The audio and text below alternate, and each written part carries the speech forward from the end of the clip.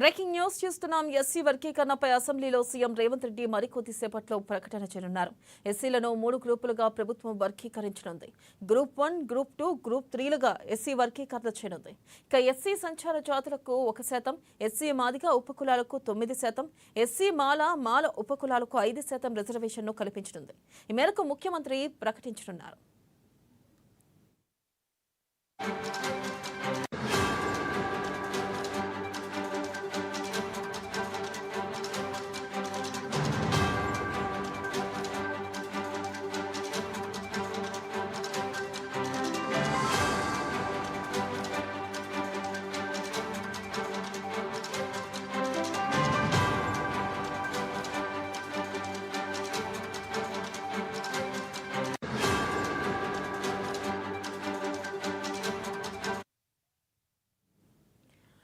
Breaking news చూస్తున్నాం. SC వర్గీకరణపై అసెంబ్లీలో CM Revanth Reddy మరికొద్దిసేపట్లో ప్రకటన చేయనున్నారు. ఎస్సీలను 3 గ్రూపులుగా ప్రభుత్వం వర్గీకరించనుంది. ఇక గ్రూప్ 1, గ్రూప్ 2, గ్రూప్ 3లుగా ఎస్సీ వర్గీకరణ చేయనుంది. దీనిపై మరింత సమాచారాన్ని మా ప్రతినిధి రాంబాబు అందిస్తారు. రాంబాబు, వెనెల ఎస్సీ వర్గీకరణకు సంబంధించినటువంటి అంశంలో రాష్ట్ర ప్రభుత్వం వర్గీకరణకు కట్టుబడి ఉన్నామని చెప్పేసి ఇదివరకే అసెంబ్లీ వేదికగా ముఖ్యమంత్రి రేవంత్ రెడ్డి గత అసెంబ్లీలో కూడా చెప్పినటువంటి పరిస్థితి. ఈ నేపథ్యంలోనే ఇటు ఎస్సీ వర్గీకరణ చేస్తామని చెప్పిన మాదిరిగానే సబ్ కమిటీ వేయడం, సబ్ కమిటీ తర్వాత జ్యుడిషియల్ 1 మెన్ కమిషన్ కూడా వేయడం జరిగింది. ఈ 1 మెన్ కమిషన్ ఇటు షమీమ్ అఖ్తర్ 1 మెన్ కమిషన్ గా మొత్తం నివేదికను కూడా నిన్న ఉత్తమ్ కుమార్ రెడ్డి నేతృత్వంలోని సబ్ కమిటీకి కూడా అందజేయడం జరిగింది. ఆ తర్వాత ఉదయం కేబినెట్ లో కూడా ఇప్పుడు ఇంతపై చర్చించడం జరిగింది. ఈ యొక్క ఎస్సీ ఉపకులాలు, ఎస్సీ మాదిగ, మాల, ఇతర ఉపకులాలకు సంబంధించినటువంటి అంశంలో గత కొన్నేళ్లుగా పెద్ద ఎత్తున ఆందోళన రాష్ట్రంలో జరుగుతూ ఉంది.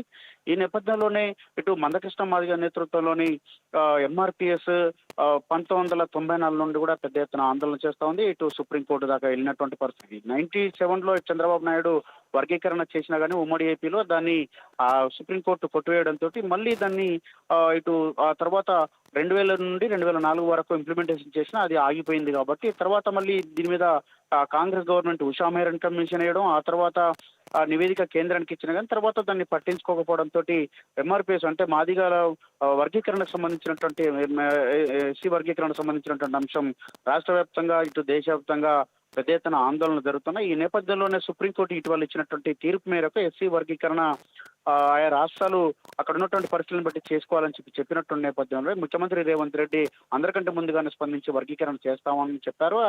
అదే విధంగా ఈ రోజు వర్గీకరణకు సంబంధించినటువంటి ప్రతిపాదన ఇప్పటికే చేసినట్టు ఓన్లీ మన ఏఎన్ఎన్ న్యూస్ దగ్గర ఎక్స్క్లూజివ్ సమాచారం అయితే మన దగ్గర ఉన్నది. ఎస్సీ వర్గీకరణకు సంబంధించినటువంటి అంశంలో ఎస్సీలను 3 గ్రూపులుగా చేస్తున్నట్టు తెలుస్తా ఉంది. గ్రూప్ 1, గ్రూప్ 2, గ్రూప్ 3గా ఎస్సీలను వర్గీకరిస్తున్నట్టు తెలుస్తా ఉంది. గ్రూప్ 1లో ఇటు గ్రూప్ 2, గ్రూప్ 3లలో ఇటు మూడు వర్గాలుగా అంటే ఒకరు ఎస్సీ సంచార జాతులు, అదేవిధంగా మాదిగ ఉపకులాలు, మాల ఉపకులాలను 3 వర్గాలుగా చేస్తున్నట్టు తెలుస్తా ఉన్నది. దీనికి సంబంధించి సంచార జాతులకు 1% రిజర్వేషన్, మొత్తం ఎస్సీలకు సంబంధించినటువంటి 15% రిజర్వేషన్ లో 1% ఈ ఇటు ఎస్సీ సంచార జాతులకు ఇవ్వాలని చెప్పేసి నిర్ణయించినట్టు తెలుస్తా ఉంది. అదేవిధంగా మాదిగ ఉపకులాలకు 9% రిజర్వేషన్ కల్పిస్తున్నట్టు కూడా తెలుస్తా ఉంది. మాల ఉపకులాలకు 5% రిజర్వేషన్ కల్పిస్తున్నట్టు తెలుస్తా ఉంది. గతంలో ఏబిసిడి వర్గీకరణ ఉండే అటు చంద్రబాబు నాయుడు ప్రభుత్వంలో చేసినటువంటి పరిస్థితి.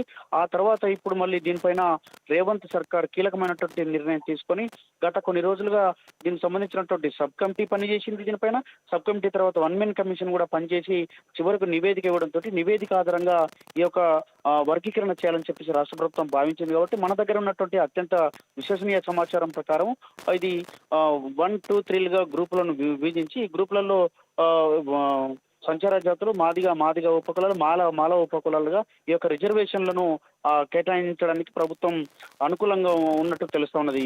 వెన్నెల, థ్యాంక్ యూ రాంబాబు.